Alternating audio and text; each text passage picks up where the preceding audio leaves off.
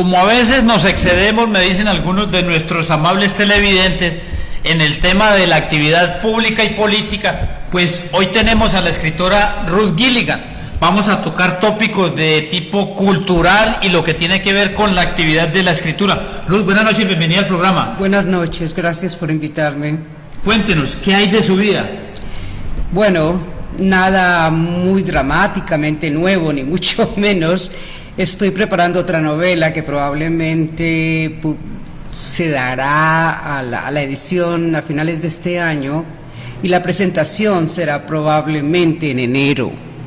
Vendré a Colombia, yo no vivo en el país, pero vendré a Colombia a presentarla y será aquí donde se edite, donde se publique. ¿Y de qué se trata esa novela? ¿Cuál es la temática? Como siempre que se escribe, a veces la temática se te escapa de la idea inicial. En este momento tengo un material muy bueno sobre hechos ocurridos durante los años 80, 90 y tal vez a principios de del 2000. Es sobre la descomposición dramática que sufre el país a raíz de los cambios que el narcotráfico trae consigo, la descomposición familiar. Son las aventuras de una persona que no ha debido nunca estar involucrada en esto, pero que por las circunstancias se ve involucrada y de alguna manera vive episodios no solamente dentro del país, sino fuera del país, como consecuencia de esta descomposición, de esta problemática social. Yo no la viví personalmente, yo estaba fuera del país, así que me ha tocado con un ojo un poco objetivo, digo yo, no tan objetivo porque al fin y al cabo este es mi país, pero de alguna manera he tomado una distancia porque son historias contadas, no vividas por mí de una manera directa, aun cuando sí con una afectación personal, porque mi familia vive aquí y ha vivido siempre aquí. Espero que mi esfuerzo por crear y recrear una novela basada en esto clarifique algunas cosas, identifique algunas cosas y sobre todo sea una manera de no repetir una historia tan dolorosa como es la que ha vivido el país.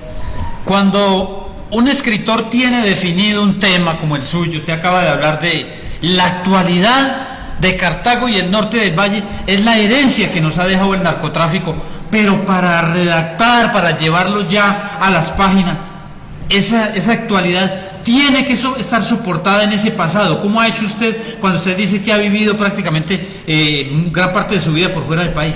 Mira, uno de los grandes traumas que sufrí cuando regresé a Colombia después de muchos años fue que me narraran lo que estaba y lo que había padecido, por ejemplo, Cartago, a raíz de este problema social. Fueron ojos nuevos para verlo. De alguna manera, cuando vivimos la experiencia repetida de la violencia, por ejemplo, terminamos desensibilizándonos, terminamos aceptando lo inaceptable, terminamos viendo como algo natural lo que realmente no tiene de natural nada. Creo que mi contribución en la novela que estoy tratando de crear va a ser unos ojos nuevos, vista una realidad desde afuera y por consiguiente yo diría que con una temática menos amarrada al día a día y más como el salto que dio la sociedad de los 70, una sociedad en la que se estaba de alguna manera sanando la violencia política de la que veníamos desde los 30, 40 y 50 y que luego da este salto tremendo a una violencia todavía peor que es la ocasionada por el narcotráfico. Yo creo que para poder relatar una historia tenemos que poner una distancia. Esa distancia solamente se logra si se puede ver con ojos nuevos, La novela no es una narración histórica, per se, no. La novela es una manera de traer un tema que es real, doloroso y actual y apuntalarlo con personajes creados, apuntalarlo con la ficción de lo que ha podido y ha debido pasar y de lo que ha pasado, aun cuando parezca increíble. Entonces la novela histórica por sí siempre tiene un componente creado por el autor. Ese componente es mucho más fácil de crear si no se tiene una dolorosa experiencia personal del acontecimiento. Te voy a poner un ejemplo. Yo viví la violencia política cuando era muy niña. Mi primer libro, La muerte de un pueblo, narra esa realidad.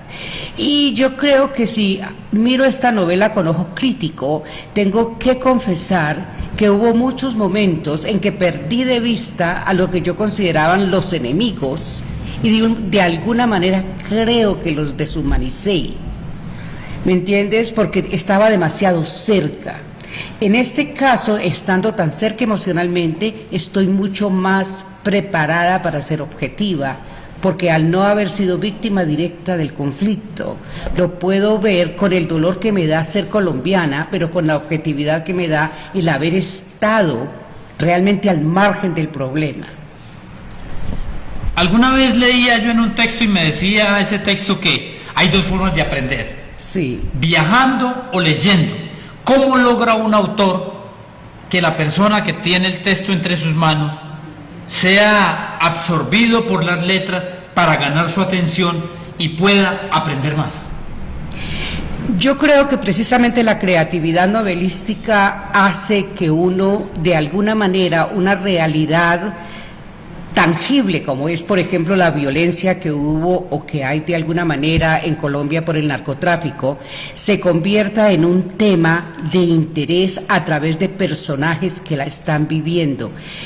Te voy a poner un ejemplo, el problema irlandés, por ejemplo, que es un problema de siglos y siglos de problema entre católicos y protestantes y la dominación inglesa allí, en fin. Sí, hay mucho artículo, hay mucho ensayo, hay mucha política involucrada, pero lo que le llegó a la gente al final fueron las novelas, en donde personajes reales y no reales, creados para apuntalar la novela, presentan el tema de una manera tan humana, tan dolorosa, tan sensible al ojo humano que empatiza. ¿Ves? Ese es en mi concepto, el gran papel de la novela es ese, es que la realidad que en un texto de ensayo, por ejemplo, es fría, es impersonal, es muy intelectualizada, en la novela el escritor, el artista de esa novela, hace que el personaje llore con las lágrimas de la mamá que perdió al hijo durante, por ejemplo, un tiroteo en la calle. El joven que termina en la cárcel, de una cárcel extranjera, sin saber cómo los acontecimientos lo empujaron hasta allá, a lo mejor incluso inocente. Por ejemplo, uno de mis personajes es inocente y sufrió un encarcelamiento en Estados Unidos por droga. ¿Ves? Sencillamente porque estaba relacionado en ese momento con alguien que le estaban haciendo un seguimiento en Estados Unidos. Entonces, ¿qué siente ese joven en la cárcel? La novela te hace sentir, no sencillamente pagó 3 años o 2 años o 10 años, no. Te cuenta cómo se sintió ese joven cuando se sintió por primera vez esposado y hablándole en un idioma que no entiende. ¿Me entiendes? Entonces, esta humanización del dolor solamente se logra a través de la ficción realista de una circunstancia. Yo sé que es difícil, por eso yo nunca he dicho que yo escribo novela histórica rigurosa, porque la novela histórica rigurosa es un documento que tiene que ceñirse de una manera muy precisa a fechas, a lugares, a circunstancias, a nombres propios. No, los novelistas tenemos la ventaja de que podemos tomar una realidad y convertirla en algo que te llegue a ti de una manera artística, poética y sensible. No es el asesinato en la calle, es qué pasó antes de ese asesinato, cómo reacciona la esposa del asesinado, quién el niño que jugaba en la calle y que tiene que salir desfavorido para que no lo mate una bala perdida, es la historia de ese niño, que probablemente yo no lo conozco, pero que puedo imaginar cómo reacciona y cómo siente. Esa es la novela. Vuelvo y te repito, yo no... El papel de historiador, siendo tan tremendamente importante, a veces es muy subjetivo. ¿Por qué? Porque la realidad no es lo que todo el mundo ve. 4 o 5 testigos del mismo hecho te cuentan 3 o 4 historias distintas. Entonces el artista lo primero que tiene que saber es que va a tomar la emoción, la experiencia, el dolor, lo va a tomar y lo va a transformar en algo que empatiza a la gente, que la sensibiliza a un problema real. Usted, cuando está en la ciudad de Cartago, con frecuencia visita la Casa de la Cultura y esas zonas aledañas. Allí, por estos días, la bibliotecaria municipal Rubiola Rendón ha tenido concentrados grupos de estudiantes de las diferentes instituciones educativas de nuestra ciudad. ¿Usted ha detectado allí talento para las letras? Mira, si bien es cierto que para escribir se necesita una vocación innata, esa vocación solamente se desarrolla a través de la dirección de gente como Ruby Rendón, que le da a los niños la oportunidad de ver en escrito lo que a lo mejor sienten y que no pueden expresar. Una de las maravillas de la creación literaria es que tú no pierdes absolutamente nada de tu niñez. El niño adolorido sale siempre, el niño triunfante sale siempre. Mis recuerdos, por ejemplo, con los picnics literarios que ella hizo, y en fin, yo recuerdo mi felicidad. Yo era una niña pobre, sin muchos lujos y sin muchos dulces, y en fin, y yo recuerdo que cuando me invitaban a algún sitio en donde había un bombón, y donde era el bombón y la palabra y la persona con la que hablaba, y esto creó en mí una sensibilidad especial. Entonces yo creo que, no sé si de ahí van a salir escritores, lo que sí sé es que van a salir mejores seres humanos. Ya la creación literaria o pintórica o lo que sea ya va a ser un talento tan personal que probablemente va a salir de todas maneras, pero en este momento lo que Ruby hace, en mi concepto de educadora, es Ruby abre la puerta, ¿ves? Abre la puerta a un mundo que es mágico, que es el mundo de los libros, un mundo que es mágico, que es el mundo en donde por una hora tú eres el protagonista. Por una hora tú eres la persona más importante del mundo, porque hay una persona que a lo mejor nunca has visto antes y que te dice, ¿cómo te parece el cuento? ¿Qué crees tú de esto? Ah, mira, ¿quieres una Coca-Cola? ¿Me entiendes? Es una experiencia que yo creo que ninguno de nosotros olvida cuando esto nos ha sucedido de niños. Yo creo que es una labor no solamente intelectual y de desarrollo a nivel artístico. Yo creo que esto es una actividad que desarrolla lo más íntimo de la sensibilidad infantil y les da un sentido de comunidad, que es muy importante. Yo creo que la labor que ella hace en la biblioteca es una labor no solamente educativa, sino una labor altamente humanizadora. Uno de sus últimos libros, Germán Castro Caicedo, lo tituló Nuestra Guerra Ajena, y empieza a describir descarnadamente cómo nace el narcotráfico en Colombia. Nace en la guerra del Vietnam porque los pilotos que llevaron los drogaban constantemente, consumían a toda hora marihuana. Cuando regresan a los Estados Unidos se dan cuenta que en Colombia se produce la mejor marihuana del mundo, y viene a la costa norte de nuestro país y empieza la bonanza marimbera. Y hoy tenemos ese flagelo porque es muy rentable. ¿Es rentable escribir? No en el sentido económico, no en el sentido de dinero, no en el sentido de ganancia material. Es muy rentable porque solamente a través del libro el escritor realmente dice lo que siente y lo que ve y lo que sabe. Es muy rentable porque, por ejemplo, yo he encontrado gente que me dice llorando, tu libro me hizo llorar. Yo les pregunto, ¿por qué? Y me dicen, es la historia de mi abuelo, es la historia de mi tía, es la historia de mi hermano, a mi hermano lo mataron así. Y entonces yo les pregunto, bueno, ¿y esa experiencia cómo ha cambiado ahora ante ti? Cuando has leído que esa experiencia la ha tenido otra persona o yo la he reflejado en un personaje incluso ficticio. Y sabes, la respuesta siempre es: me he sentido menos solo. Entonces yo creo que el arte lo que hace es eso. El arte es verdad que hay un principio perfectamente objetivo de la droga en Colombia.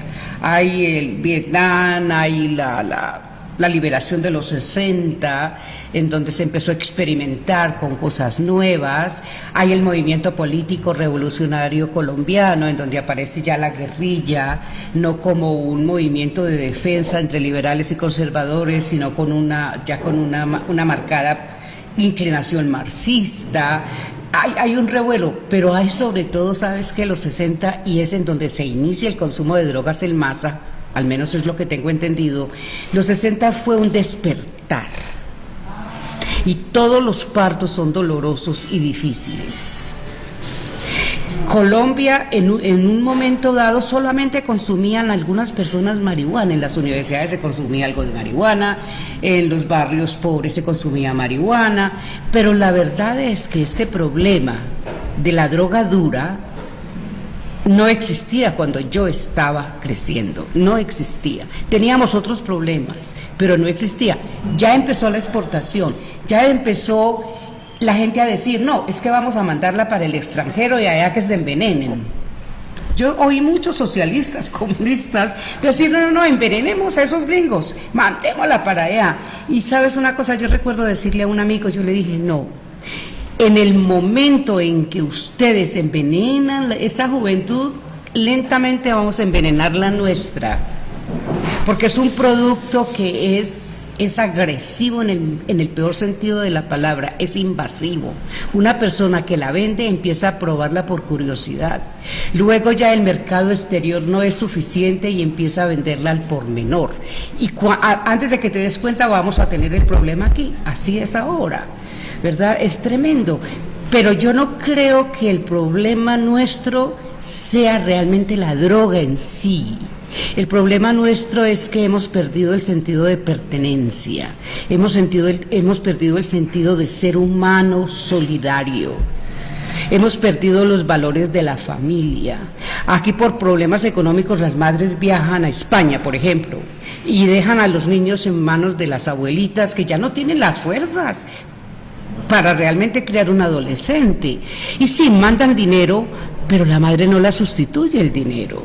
Ahora hay una serie, por ejemplo, de niños que nacen fuera de los matrimonios convencionales. No estoy haciendo moral, estoy diciendo fuera del matrimonio convencional. ¿Qué pasa con ese niño? Ese niño realmente no tiene un núcleo familiar suficientemente fuerte para educarlo.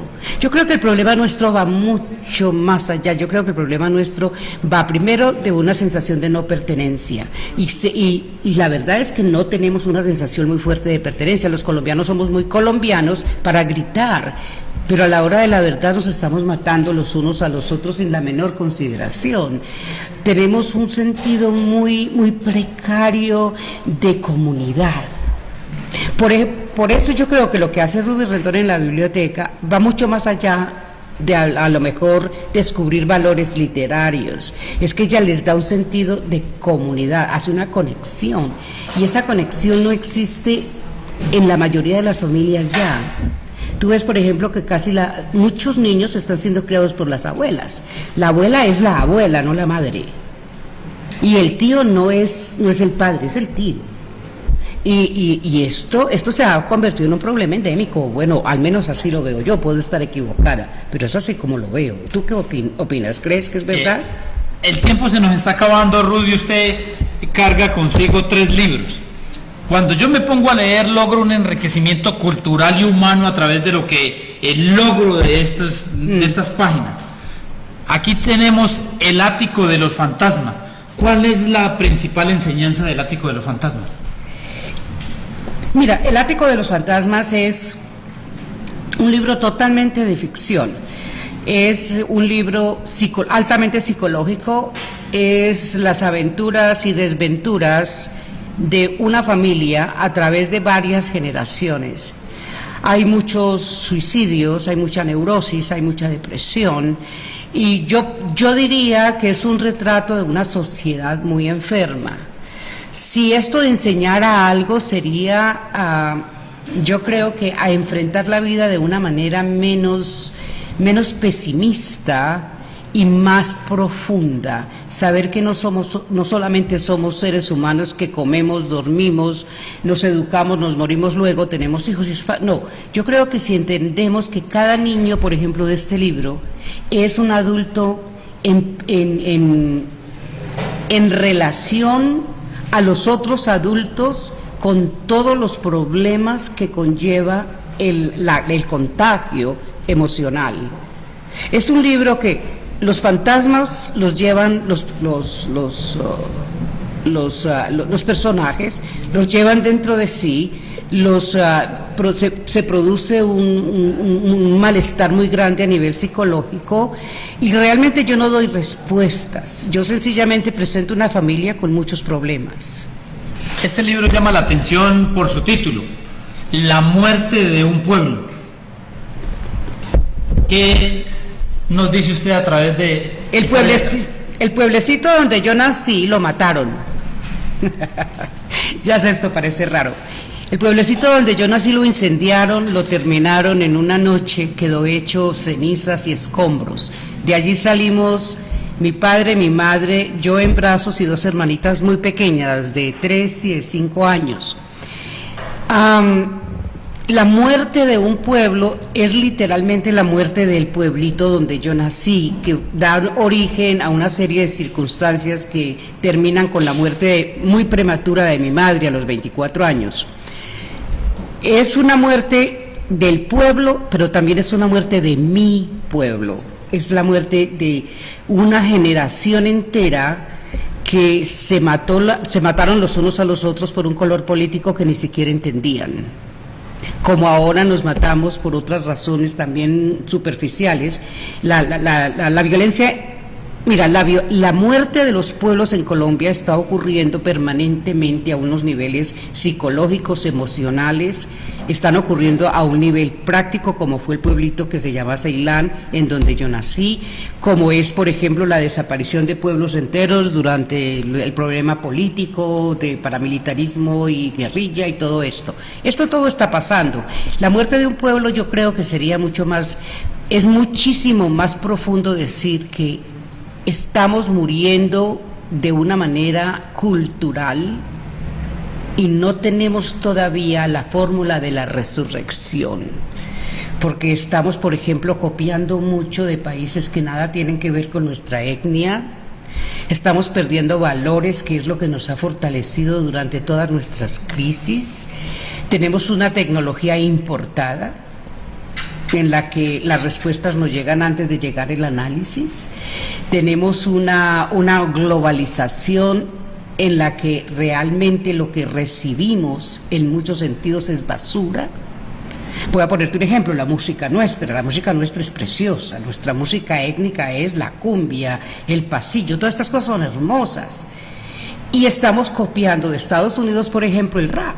El rap, perdóname que te diga, pero el rap es una música nacida del estrato más bajo de los Estados Unidos. Es un estrato criminal. En mi familia, yo vivo allá, tengo hijos allá, nunca hemos escuchado rap. ¿Por qué entonces, si queremos copiar música, copiemos jazz, que es lo más cercano a la música clásica y que realmente es una música preciosa? ¿Por qué llevamos camisetas en inglés? Y hay gente que no sabe lo que dice allí. Perdóname, yo no sé si pueda decir esto, pero hace poco vi un muchacho con una gorra que decía "Shit head", que, perdóname, traduce cabeza de mierda. Y la llevaba como muy elegante. Yo no tengo ni idea si el muchacho sabía que en su cabeza decía esto, ¿verdad? Hay tiendas que dicen dizque Children's Store. Hombre, tienda de niños, si tenemos un idioma lindo. Ellos allá no nos copian, nosotros los copiamos a ellos. Ruda, afortunadamente para esa resurrección cultural la tenemos a usted. Éxitos en ese lanzamiento de ese nuevo libro. Gracias. Y por aquí está la orden, el radar, para cuando usted quiera hacer promoción de sus actividades culturales. Será un honor y muchísimas gracias por tenerme, ¿eh? Gracias. Gracias a usted por aceptar la invitación. Gracias, muy amable. Amables televidentes, muchísimas gracias. No olviden nuestra reemisión mañana de 12 a 1 y nos vemos mañana a las 8:30 en El Radar. Feliz descanso para todos. El siguiente programa no hace parte de la producción del canal CNC.